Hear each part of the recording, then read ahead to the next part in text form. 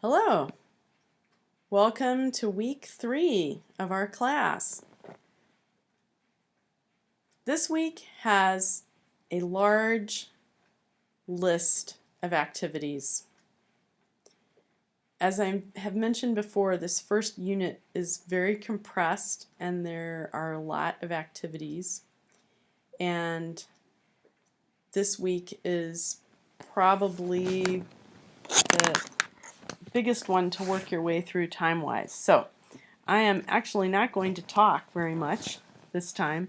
I think you understand how things kind of work at this point, and if you're having trouble, please remember that you can email me or call me or text me and we can try to figure it out together.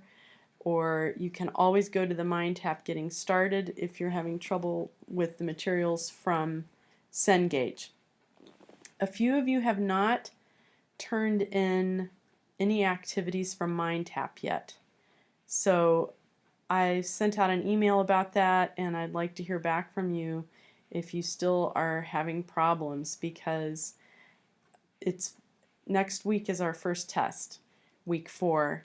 And the test window is going to open up on Monday the 18th, and it's going to close Thursday morning at 2 a.m. for you night owls. So this week is extremely important and people need to get these listening activities together. I actually, for this first unit, am accepting all exercises up until the test window closes. But this is the only time I'm going to be accepting things for that long. I thought that would help anybody who's having technology issues, but certainly this is a great week to try to contact me, have a conversation if you're having any obstacles to interacting with the course materials, because it does matter with an online class. Want to thank you so much for the blogs this week. I am having a lot of fun with these. I'm just beginning to grade them. I received almost 20 messages between your section and the other section. This was just an optional activity, of course, leaving a sample of your instrument being played on my phone, but it was so much fun to hear from you all. And some of you did a great job also of taking pictures of your instruments, and I really am so happy with how these blogs are turning out. So I think that it really increases our feel of having a real classroom to have activities like this. Be looking for announcements from me about upcoming concerts, and I am going to be reminding you about concerts that are coming up later in September, so you can start attending live concerts. For those of you who live in Albuquerque or the metro area, I am going to let you know if I am going to attend a concert at Pope Joy Hall, for instance, is where a lot of them occur.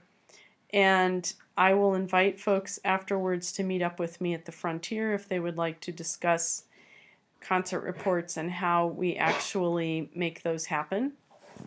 So anyway, just moving through the activities for the week, you can see the summary up here. And this is chapter 3 this week.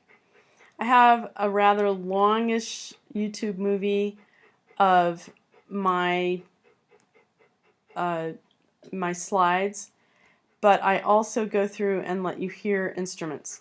The most important thing for you to know this week is that in the test next week, not only will you need to know these basic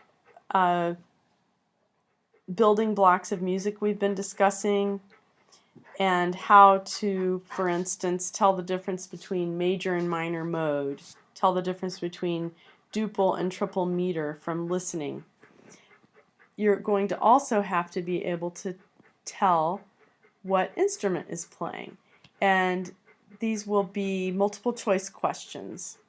And there are not that many questions in the test. Maybe the most important thing for you to know is it's a big essay test. So maybe a dozen questions that are not the essay, and then the essay itself is worth over half of the points. I think maybe 70% of the points. And I'm going to tell you right now what the essay question is about. It's about the instruments of the orchestra. So you need to know the 4 families that are in the orchestra and the names of the individual instruments, and you will need to know specifics about them, and I want you to be able to write about those. So the test is not technically an open book test, so you'll need to just have one tab open on your computer while you do it. This is kind of an honor system, but I feel like so far I've seen a lot of integrity out of you and that I can trust you to do that. So if you go through all of these activities and interact with them, you will be well on your way to being prepared for the test.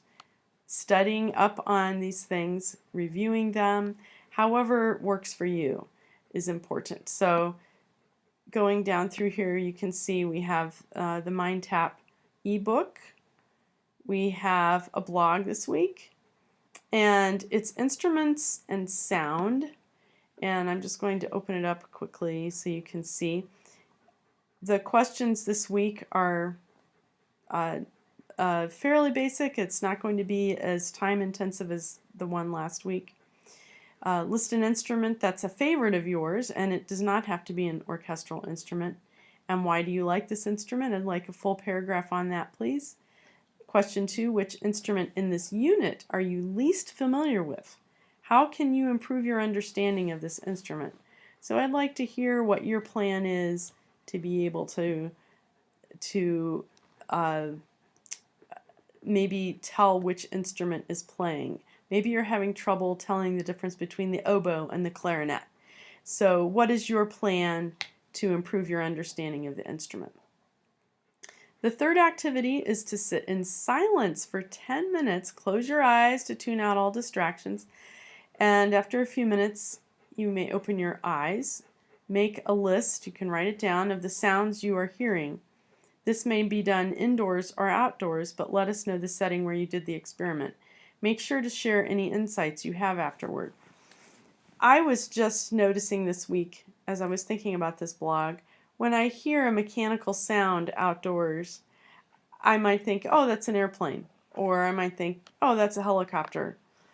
But I was just relaxing in my front yard a couple days ago, and a couple of Osprey military transport helicopters came by, and I realized there was a deep thrumming sound, and I'm realizing that I'm really thinking about details of sound right now. So if you hear a motorcycle during your 10 minutes go by, try to be a little bit detailed about it. Is it a Harley sound? Is it a deep throaty sound? Or is it more of a whiny little sound like a scooter? Or is it a very fast motorcycle that has a different quality of sound? So I think all of you are becoming better at noticing sound and describing it, because I saw that with some of the blogs I've looked at. So enough about this blog. I think you all do well. Next week, when we have our test, you will not have a blog next week. So on the weeks we have tests, we do not have a blog. And it's not just the test next week. We will begin Unit 2. And it should not be terrible time-wise for you next week after you have completed the test. So here's the PowerPoint video. It's long because I have instrument demonstrations that I went online to show you.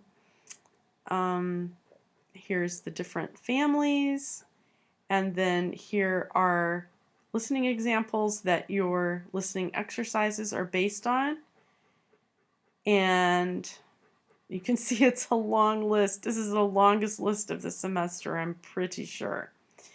Remember, the Beat the Clock quiz is only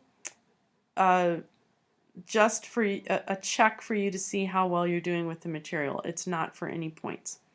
And I think I also left out the little introductory video that you've only had in chapter 1, and some of you have been looking for the videos at the beginning of the chapters, and I don't start doing them on a regular basis for another week or so again. So sorry about the confusion about those little videos. That's all I have, but do remember that this is an important week to put in the time so that your first test is not difficult. And I hope you have a good week. If you're having any difficulties whatsoever, please contact me early in the week before you have a real problem on your hands. Thank you. Have a great week.